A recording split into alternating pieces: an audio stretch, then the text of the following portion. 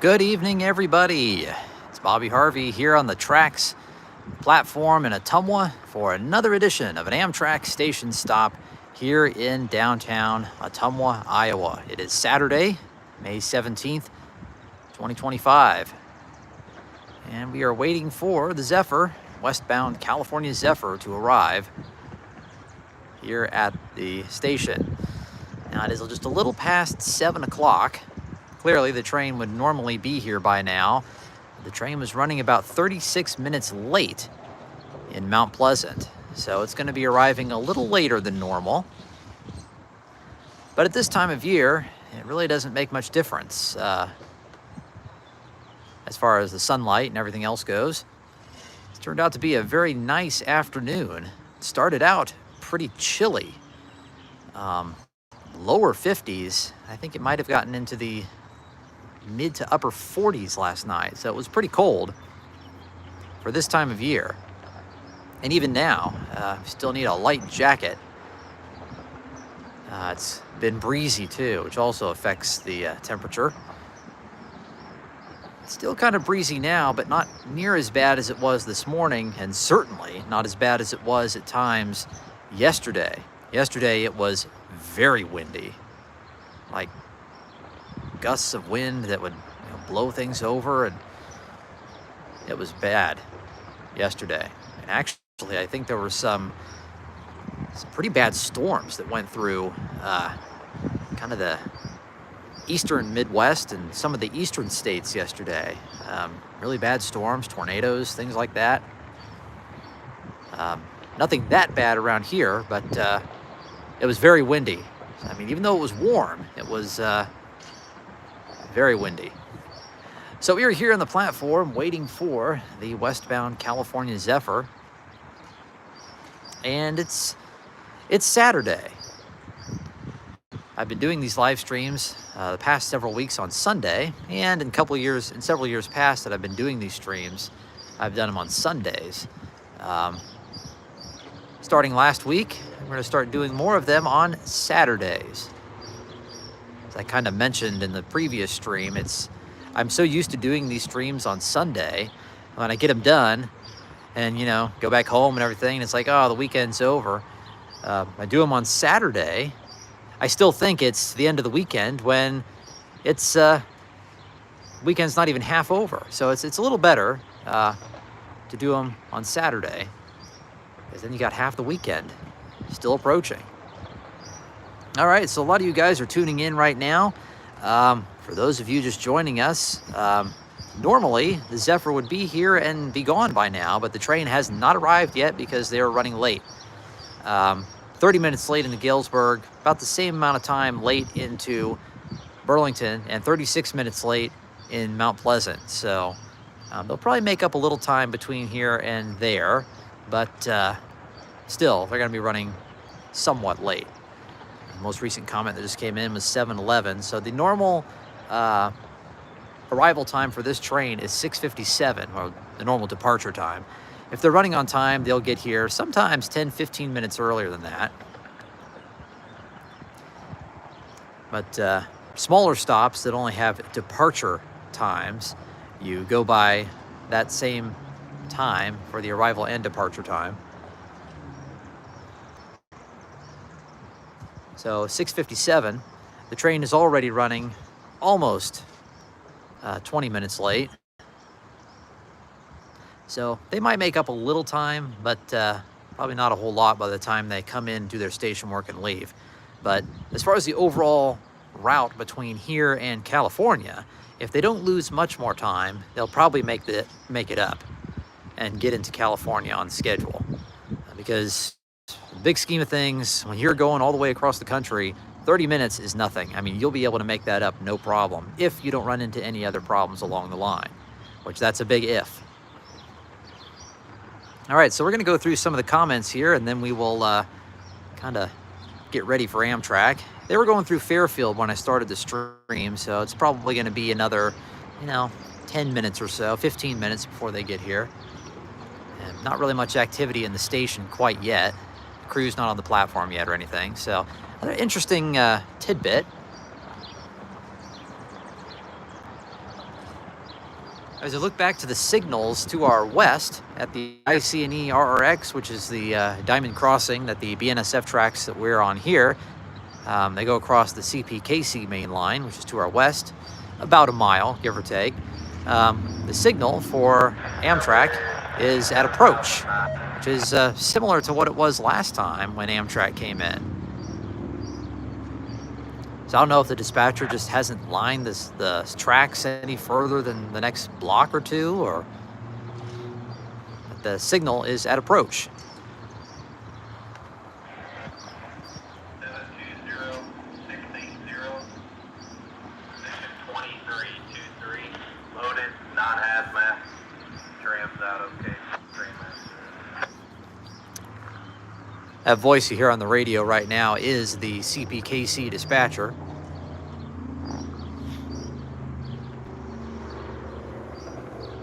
All right, so let's go through the comments here. Coming up to Washington now, they'll see them. Dakota says hello. Grandpa Leroy's here. Dakota says he got to run one of his model trains at the Eldon Model Railroad today. That's pretty cool. I was there. I've only been there once, believe it or not. But actually a couple times. Been there once to check out the museum, and then the other time kind of dipped in the little annex building that they have there that has the model trains in it. Pretty involved layouts. If I remember right, they have a big HO scale layout and I think an N scale layout too. That museum, for its size, is pretty significant. If any of you are ever in the Ottumwa area, dip down to Eldon. It's not very far away from here. About 15-20 minutes, I'd say. It's a really nice little railroad museum. Kind of chronicles the Rock Island Railroad, which of course used to have two main lines meet in Eldon. And one of those lines that went through Eldon not only went through Ottumwa, but went through the station just right over here. This grass that you see right here, that was where the Rock Island Railroad tracks were at one time. The main line that went through between Des Moines and Keokuk went right through here, down to Eldon, and down along the Des Moines River towards Keokuk.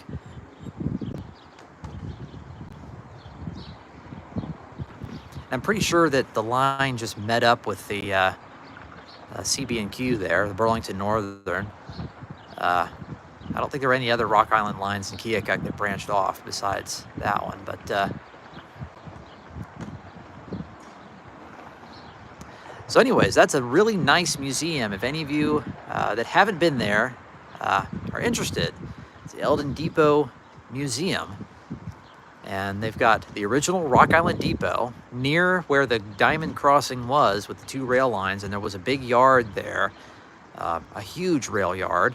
But none of it's there now except a small segment of track where one of the lines was. The other line, which was the Golden State Route, which was a lot more famous, streamlined passenger trains actually went through Eldon at one time.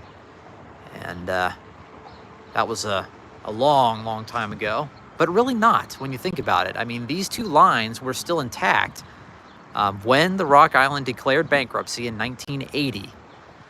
That was only, well, it's a long time ago now, but that was only 45 years ago.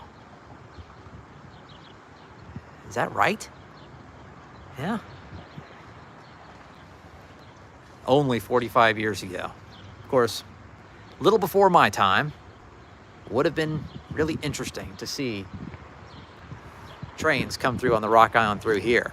But before we get going with any of the other comments, we got a bonus train. It is a freight train on the BNSF going east. We're gonna get that, and then we'll get right back to the chat. Bonus train here in Ottumwa as we wait for Amtrak, the late Amtrak. Kind of be watching my back just to make sure it doesn't sneak in on us while this train's coming in.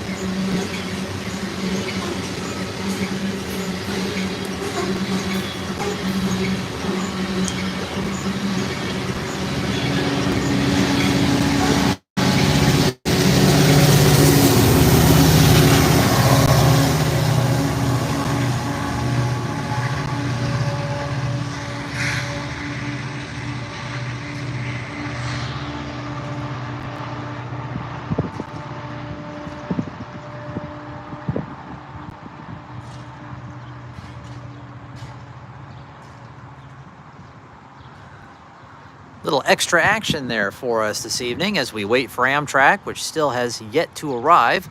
A-Train has just commented, said that number 5 has passed agency. Number 5, of course, is the westbound California Zephyr, so it won't be much longer. That was an eastbound BNSF coal train, loaded coal train from the Powder River Basin in Wyoming, heading east.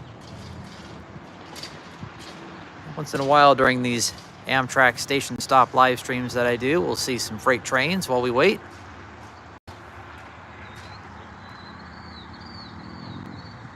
And with Amtrak passing agency, they are going to be here very soon. The agency is only about 9 miles east of here. So, if we have the chance, we'll go ahead and get through some more comments that were made. And before that train showed up, I was mentioning the Eldon Museum in Eldon, Iowa, the Eldon Depot Railroad Museum. Any of you enjoy learning about the Rock Island or just trains in general? I mean, check it out. I mean, for a small museum, it is pretty in-depth. It is a pretty good collection of railroad artifacts and model trains, and they also have an actual train on display. Caboose, flat car, and a locomotive. You can actually go into the cab, blow the horn, and it is actually sitting on a small segment of track that is on the same roadbed of the Golden State line that originally went through Eldon and crossed the Rock Island line from Des Moines to Keokuk. That at one time went right by here on the left side of where the existing BNSF tracks are. There were actually 2 other tracks. I think the one furthest away from us, closest, that would have been closest to the station, was the Rock Island line, and then there was another track that I think was just a siding off of the Burlington Northern. Of course, back then it was the CB&Q. By the time I first came down here in 1993, it was the first time I was ever here. I was, well, let's see, I wasn't even 2 years old yet. That track was already gone. It's always been just 2 tracks as long as I can remember. But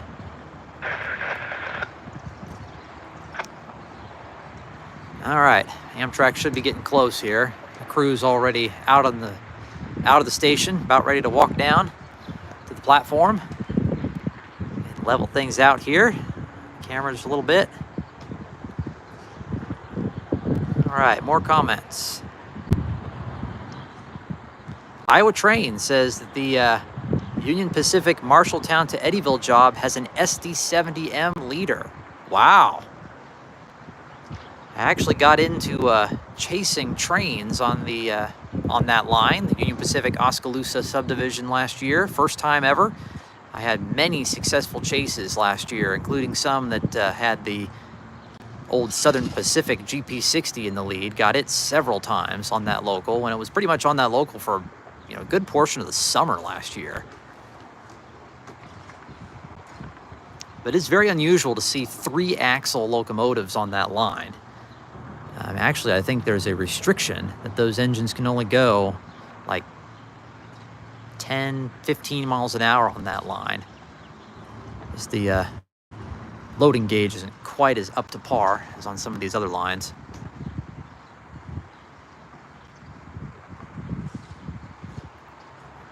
And Dakota says that his friend in Michigan had multiple confirmed tornadoes which destroyed 3 large distribution warehouses. Yeah, I thought they were up there somewhere. That was pretty bad.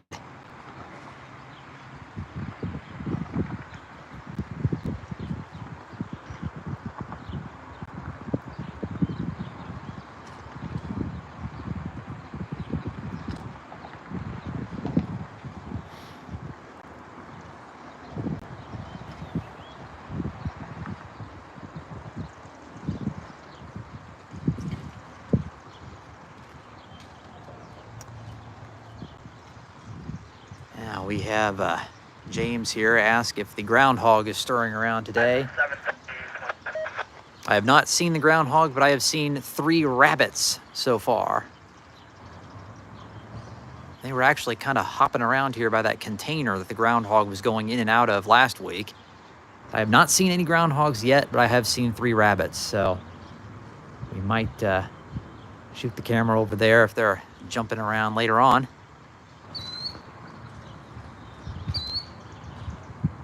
What is that? What story is that? Peter Cottontail or Peter Rabbit, Flopsy, Mopsy, and Cottontail?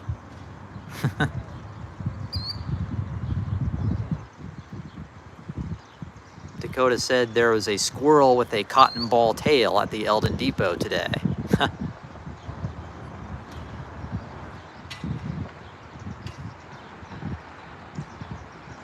Eugene is here. Hello. Welcome.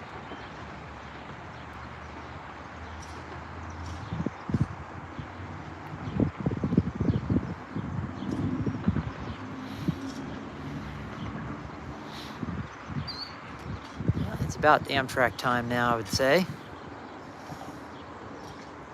Crew is out and ready. Pretty nice sunlight on the station tonight. And here it comes. The westbound California Zephyr arriving. A little late, better late than never, of course, into the Ottumwa station.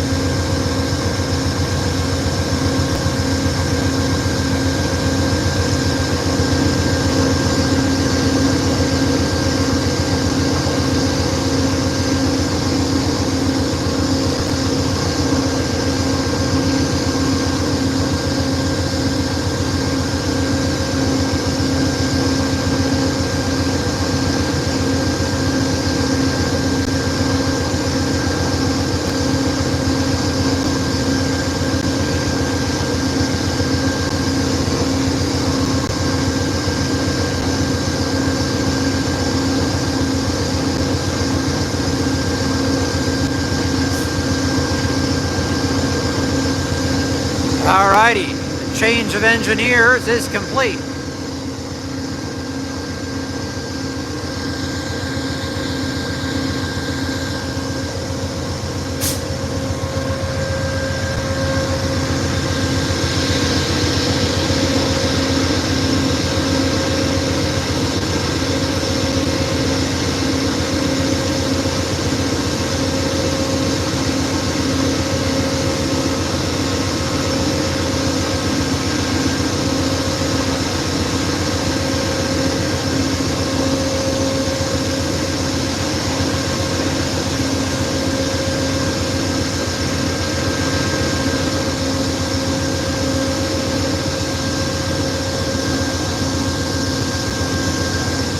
Pretty nice evening tonight. Great for pictures.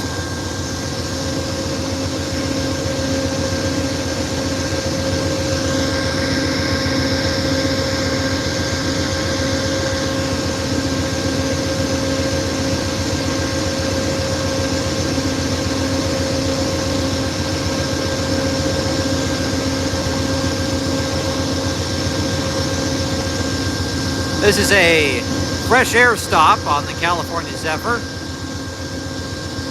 An extended stop to allow the crews to change and allow passengers to get out on the platform and stretch their legs.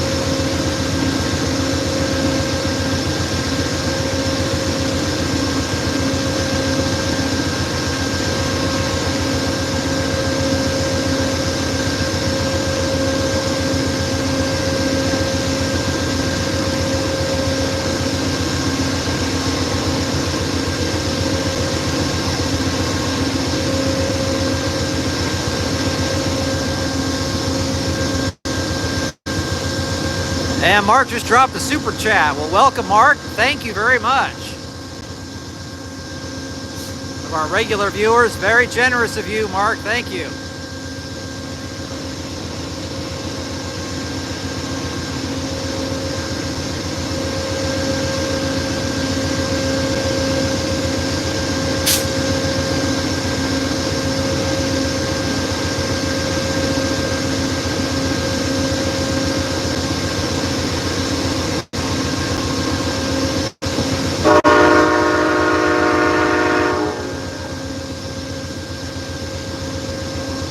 Alrighty, there's the warning whistle.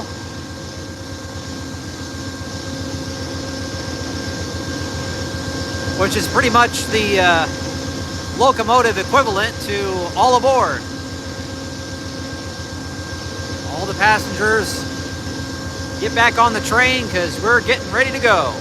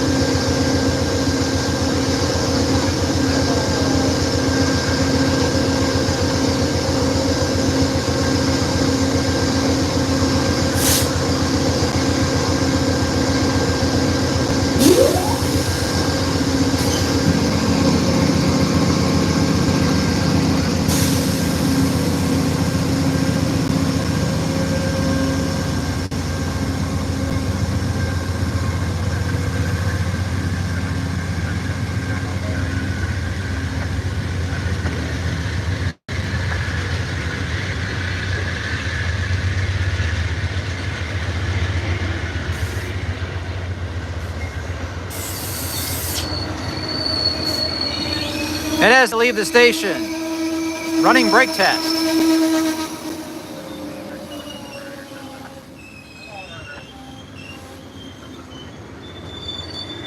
Oh man, they had the window open on the door through the dining car. I could smell the food. Oh man.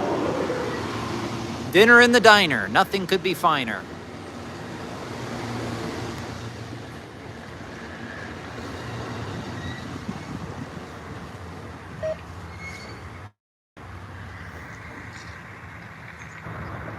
And with that, our train, the westbound California Zephyr, has departed the station here in Ottumwa, heading towards its next stop in Osceola, Iowa, followed by Creston, Omaha, Lincoln, and all points west. We just got a question from Mr. Allen. Welcome. Says, what time into Omaha? Well, normally, if the train is on time, which they might make up the approximate 30 minutes of delay that they've had here. Yeah, Mark just commented that it's usually around midnight. 11:30, midnight usually. It's late, but Omaha not only is a fresh air stop, it's the next fresh air stop from here, it is also the first full service stop for the train after Chicago. They don't change crews at Omaha, but it is a service stop, meaning they refuel the engine and maybe do some checks for, safety, things like that. Make sure everything's in working order. Track 5 answer, no. You already got the 730 dash 29 display door.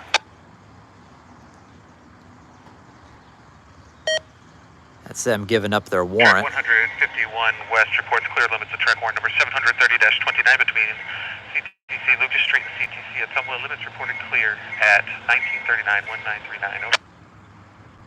AMTK 151 West is part clear track warrant 730-29 between CTC Lucas Street and CTC Ottumwa. 1939 is that after briefing, conductor and engineer agree that its correct times tonight 1929-1937.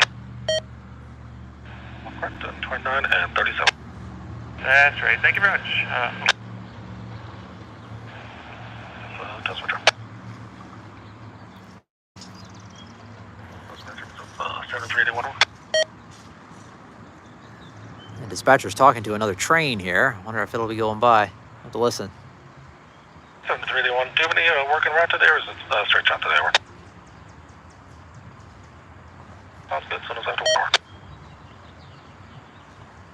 Yeah. Wonder if that's a Cargill train, local.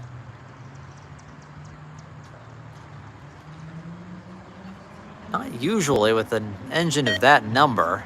7381, that's, sometimes they have 6-axle power, but yes, around midnight is when the train normally gets into Omaha. And the next crew change point after that, Omaha is a service stop, but not a crew change point. The next crew change point is in Lincoln, which is the first stop after Omaha in Nebraska.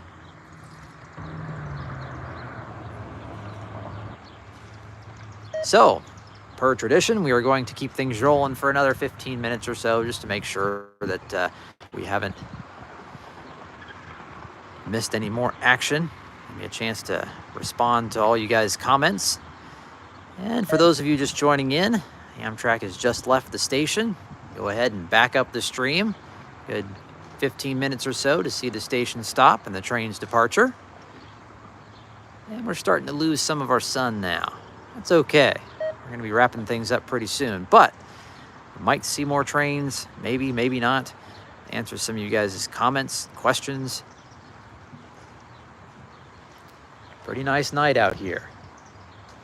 Okay, let's go back through.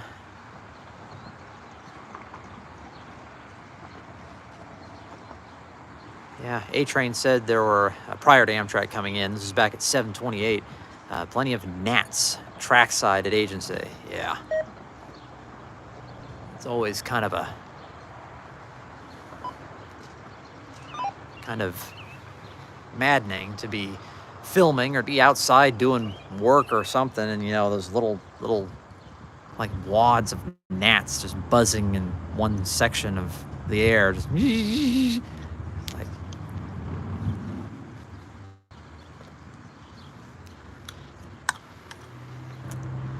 turn my scanner off really quickly here, because that beeping that you heard, in addition to the radio chatter, was a little sound that the scanner makes when the battery is running low. So I'm going to go ahead and change the batteries here really quick. I always bring a change of batteries just in case I need them. These batteries last for a pretty long time though. Normal rail fanning activities.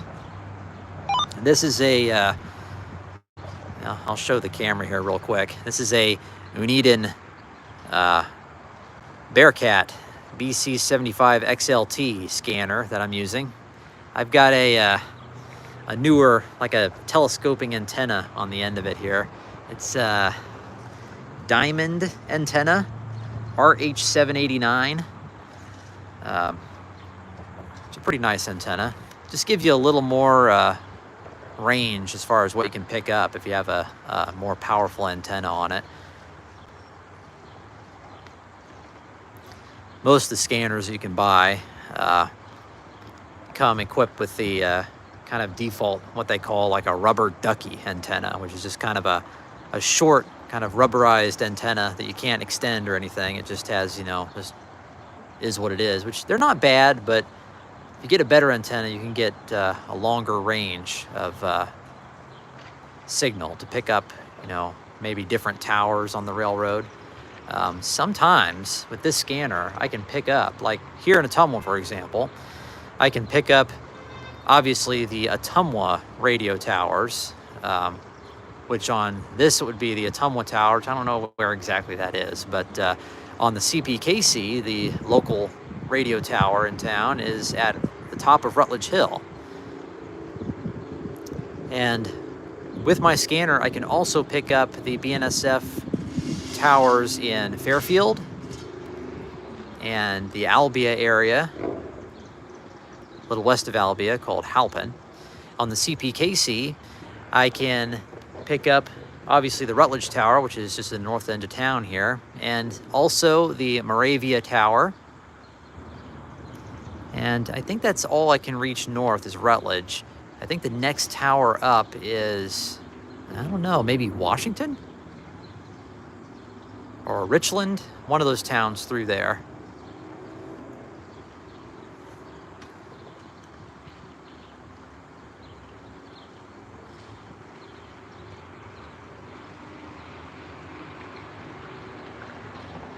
Haven't seen any of our rodents again.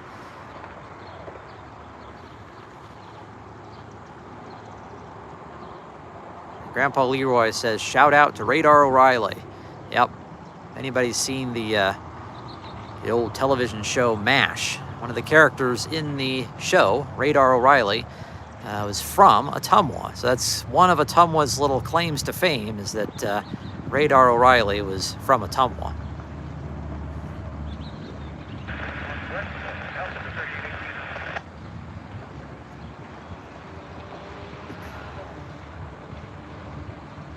And as A-Train commented, our engines are the Zephyr tonight that just departed. 151 was the leader and 61 was the trailing engine. Now, kind of a neat thing about these live streams is the thumbnail that I take from the video, and I update the description and put timestamps in and everything when I edit the archive. You kind of see, you know, the different engines you see every time you're down here in kind of the same spot. And so far, since I've been doing these streams this year, there has been a different locomotive on the front of every train that we've seen so far this season. That's kind of neat to kind of keep track of all the different locomotives that you've seen on Amtrak and really any railroad. It's pretty easy to track the Amtrak engines because obviously there aren't as many trains and there aren't as many locomotives, but it's kind of neat to keep track of all the engines that you've seen. And that's the first time we've seen 151 so far this year, leading at least. I used to have a list of all the Amtrak P42 locomotives that I'd seen, either just from memory or from videos that I've taken or from, you know, logs that I kept, audio recordings, whatever. I had an ongoing list of the times, dates, trains that I saw those engines on. It's very outdated now. I'd have to start all over again and start a new list, but it's kind of cool. It's kind of one of those different aspects of rail fanning that some people do. I mean, some people literally, they just like keeping logs of all the different trains and engines they've seen, which is pretty neat because, you know, later on down the line, if you see a picture of that engine or a video that someone else took of that engine, you say, hey, I saw that engine at this time here. It's pretty neat. Usually when I'm riding Amtrak, I always kind of write down the schedule and how good the train was doing on time. And I also write down the locomotives that were pulling the train and the coach car that I rode in, the lounge car, you know, little stuff like that, just so I could remember. It's pretty interesting stuff.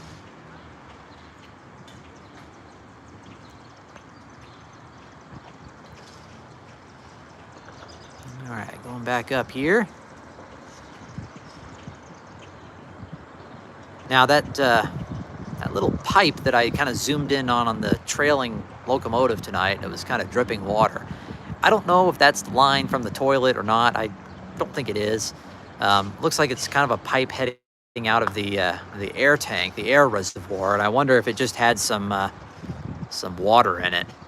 You know, sometimes air pipes can kind of get like, I don't know if it's like condensation or kind of water in them. One experience that I've had sometimes going to air up my tires on my car, and if you go to an air pump at a gas station, sometimes there's water in the line, and that's kind of discouraging when that happens. I know that happens sometimes.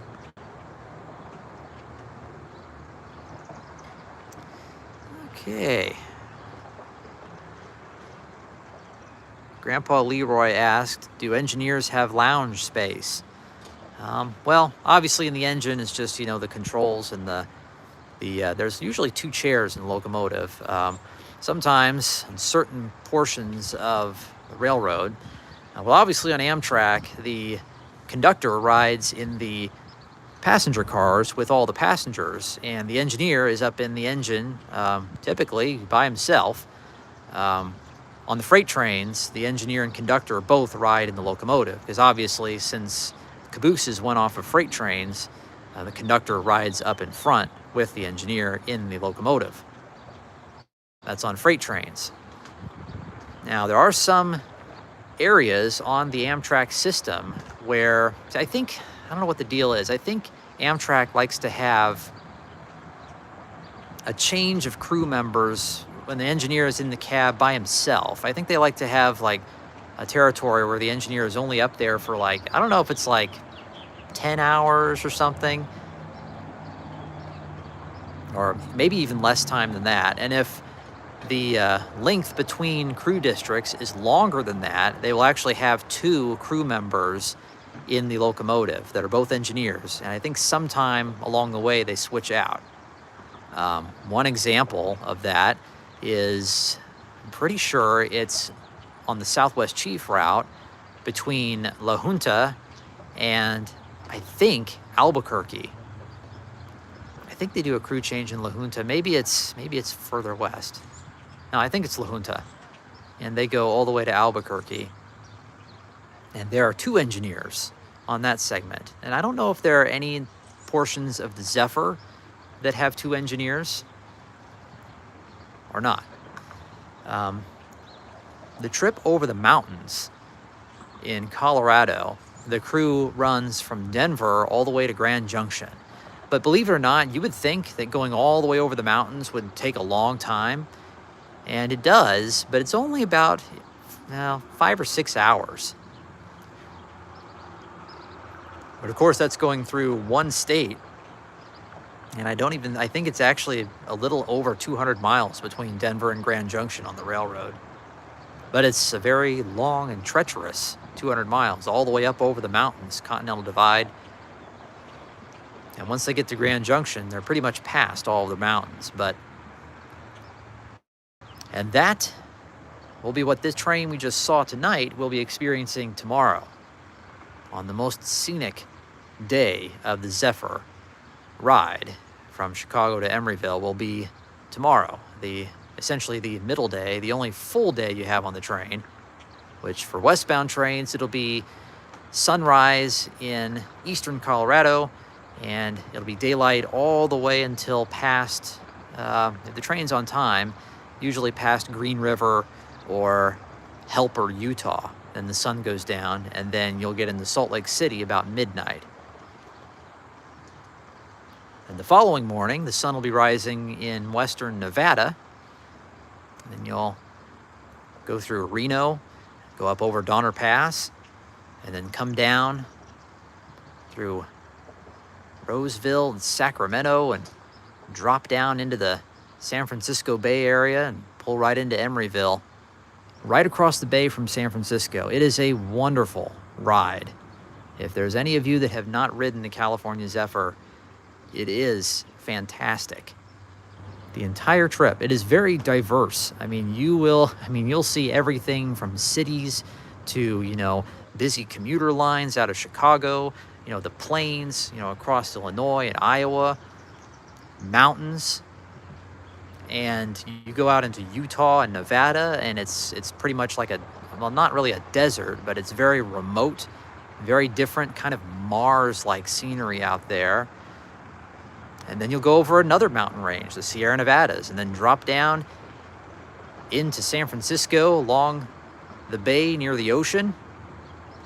So many different scenes to capture along the way. And one of the video projects I will be working on very soon, in the next few weeks or so, hopefully, will be Amtrak's California Zephyr. Now, we've got a train coming right at us, folks, on this track. So we'll get back to that conversation in just a second before we wrap things up. What could this train be? We'll have to see. It is coming right at us on Main 1. I think it is indeed the Cargill Local eastbound train 664.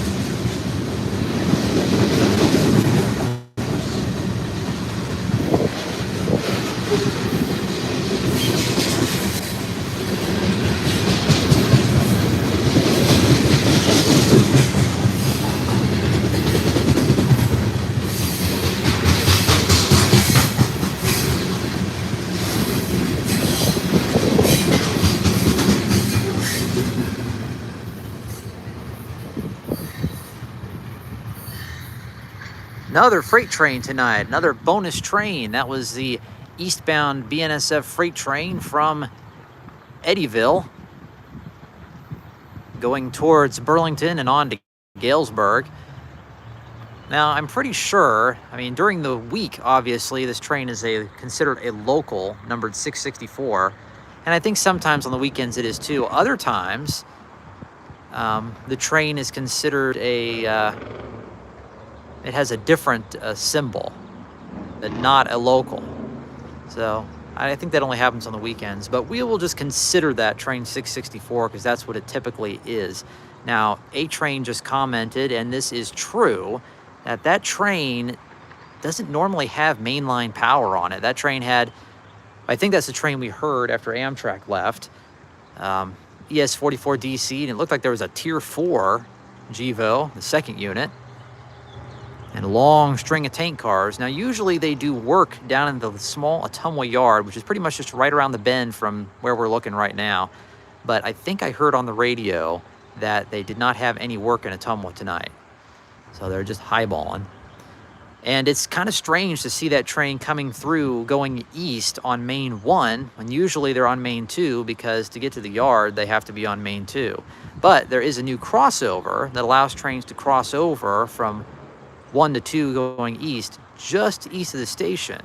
Amtrak uses that crossover a lot now, and they probably do too if there's nothing coming in on 1. So, very interesting. So Amtrak must have switched over pretty quick after the station to allow that train to come out and go by so quickly. Okay, so with that, it's getting late. We're going to go through some more comments here for probably another 5 minutes or so, and then we will end things for tonight. But anyways, we're talking about the California Zephyr and the ride itself. It's a great ride. It's a great train. So if there are any Amtrak trains in the country that you're thinking of taking, highly recommend the California Zephyr as being your first, because it is going to set the bar pretty high as far as what you can expect to see on an Amtrak experience. It is spectacular. The most diverse scenery you will ever see on any train in the country. Another good train that I've also ridden, and I have a documentary of it finished on my YouTube channel that I made several years ago now, is of the Southwest Chief, which runs from Chicago to Los Angeles. It's a great train, runs about a similar distance as the Zephyr, but it's very different. You go through the Southwest, you see a lot of that great Southwest scenery, desert, totally different from the scenery you'd see on the Zephyr, but incredible nonetheless. And it's also one of the fastest Amtrak trains outside of the Northeast Corridor. The Southwest Chief can hit speeds of 90 miles an hour on large portions of its line. Through Missouri and in Arizona and California, there are many segments of 90-mile-an-hour trackage. Okay.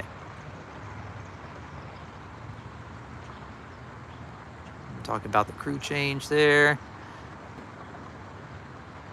Now, Mark asked about the scanner. Would a person buy one at Walmart? Now, I got mine on Amazon. I don't think Walmart really has any scanners that I know of. Yeah, Radio Shack used to have them. You can get them at Radio Shack, but of course Radio Shack is ancient history now, unfortunately. It used to be a great store to get a bunch of electronic knickknacks.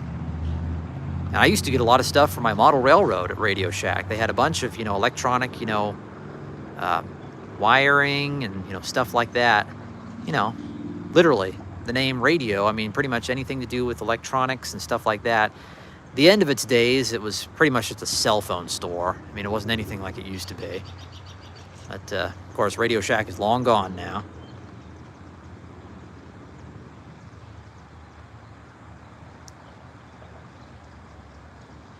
Frank Pierce is here. Welcome. Yep, and he's mentioned the Steel Highway Rail Cam, which they have 2 here in Ottumwa. One just west of us here in the BNSF on the Main Street Donuts area, and the CPKC camera is on a small building also owned by Main Street Donuts near the Caldwell Street grade crossing, just west of here on the CPKC. Jason in Washington State, welcome. He asks, are you using a phone to stream? Yes, this is actually an iPhone 14. Just have it on YouTube's mobile live streaming service. Does a pretty good job. And there are some guys that have a really high-tech live streaming apparatus where they can even live stream and switch back and forth to drone views and stuff. There was a guy that was doing that from trains around La Plata not too long ago. I don't know if he still does that or not, but that's pretty slick. Because obviously he has a lot more sophisticated hardware than I have, but it's kind of nice just to do it on a phone, just keep things simple. And then that iPhone actually does a pretty good job of recording, all things considered. Obviously not as good as my regular video camera, but still, for a live stream, it's not bad.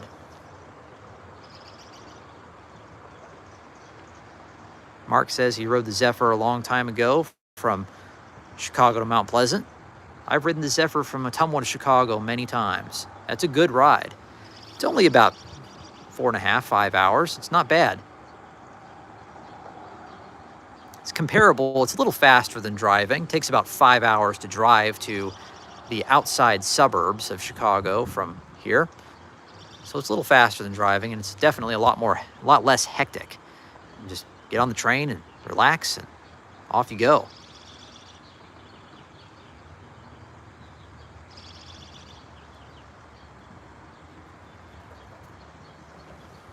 Yeah, Mark says he was part of a group of drivers who delivered school buses. He says he flew from Oakland to Chicago on TWA, it's an old airline, and then he took a taxi to the Amtrak in Chicago and boarded and rode to Mount Pleasant. Wow, that sounds like an adventure. Frank Pierce also commented and said, "My son thinks this is recorded. Can you prove that it is live? Just say hi." Hi. Frank Pierce, Samuel, hello.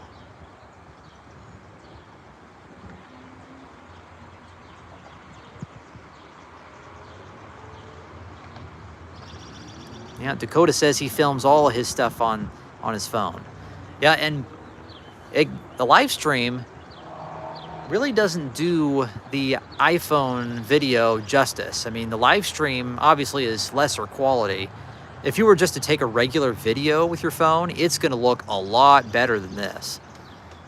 Still not quite as good as an HD video camera, but pretty good though. One thing that the iPhone does a very good job with is the lighting. It really captures lighting and adjusts the hue and the colors and things very well. On my actual video camera, I would need something, which I do actually use this from time to time.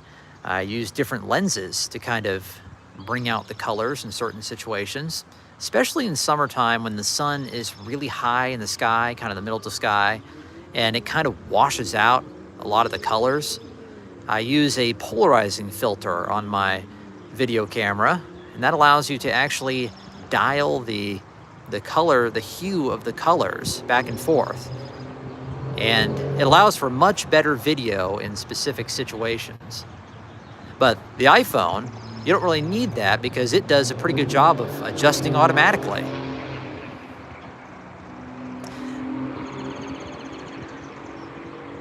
All right, guys. Well, here we are. The sun's going down. It's a little later than we usually stream because Amtrak was running late. Hopefully, they make up all that time that they lost. It's only 30 minutes, so they should.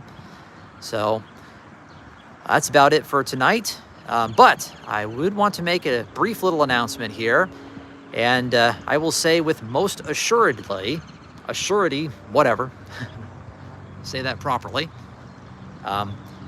there will not, emphasize again, there will not be a live stream next week because I will be very busy.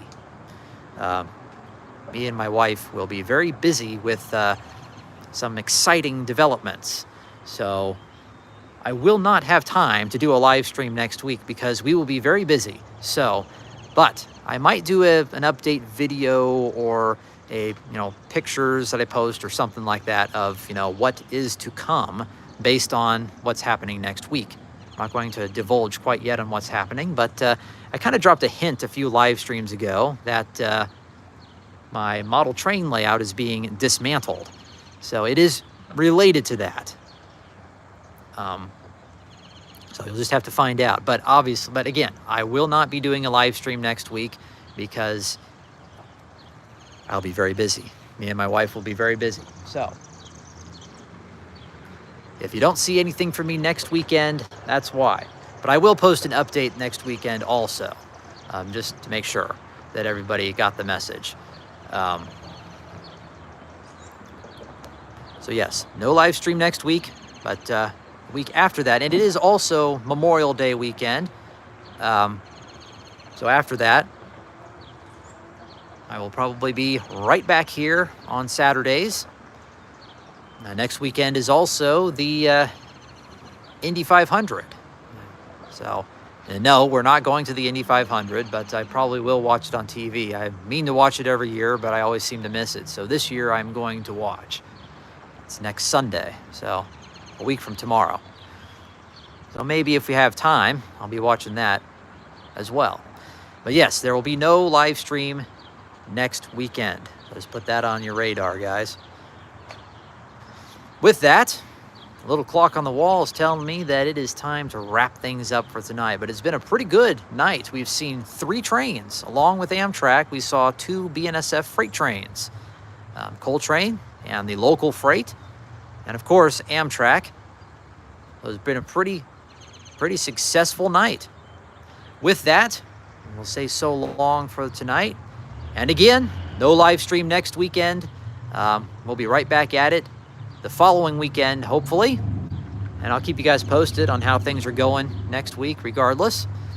So, if I don't see you guys before then, we will see you all in the month of June as the unofficial start of summer kicks off next week for Memorial Day weekend.